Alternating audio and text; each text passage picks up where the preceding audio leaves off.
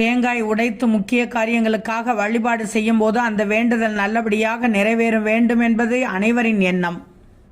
தேங்காய் எப்படி உடைத்தால் என்ன மாதிரியான பலன்கள் கிடைக்கும் என்பது தெரியுமா?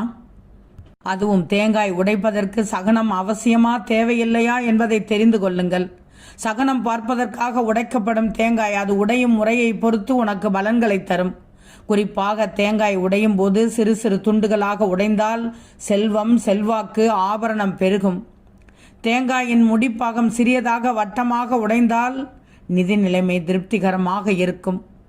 1/5 பங்காக உடைந்தால் நீங்காத செல்வம் உண்டாகும். சரிசமமாக தேங்காய் உடைந்தால் பட்ட துன்பம் எல்லாம் தேங்காய் உடைந்தது போல பட்டன தீர்ந்துவிடும். குடும்பத்தில் ஒற்றுமையும் மனக்கசப்புகளும் நீங்கும். நீங்கள் நினைத்த காரியம் நினைத்தபடி வெற்றியாகும். முக்கியமாக தேங்காய் உடைக்கும் போது தேங்காயின் சிறிய பாகம் தேங்காய்